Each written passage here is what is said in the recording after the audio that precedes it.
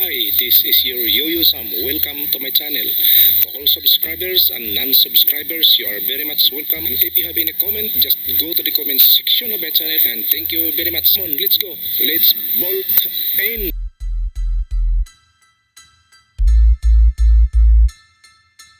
Hi, hello, good morning. This is your Yo-Yo Sam. Welcome to my channel.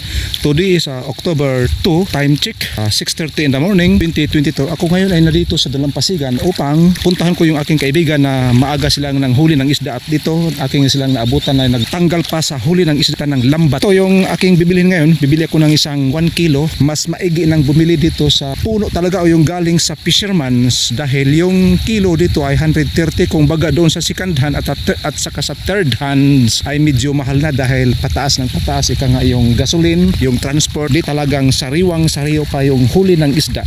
Ito ngayon maagang maaga pa, at sila ay ito kasi yung una nilang panghuha ng isda sa payaw na aming nilagyan ng kahoy. Bali hindi pa nga siya nakaabot ng 1 month ang aming paglagay ng kahoy, kaya tinisting lang nila kung mayroon na ba talagang laman, at ito hindi sila nagkamali. Mayroong laman na nahuli ng mga isda na hindi ba masyadong kalakihan, pero pwede na. Pero mas maigi talaga kung paabutin pa ng November, dahil malaki na yung mga isda na kanilang mahuhuli. Ika nga, all in size are uniform. Kaya ito ngayon, halik kayo at ating pagmasdan at ating titingnan ang kanilang pagtanggal ng isda dito sa kanilang lambat. At ako ay bibili ng 1 kilo ng isda na mix. Yung mayroong torsilyo o ano-ano pa riyan, yung pwedeng kilawin. Yan, maganda to kasi maaga-maaga pa at sariwang-sariwa.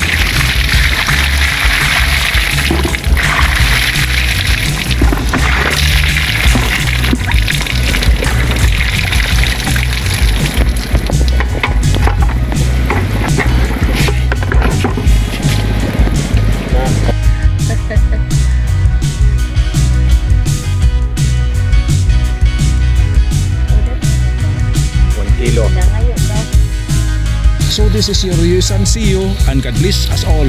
Bye-bye.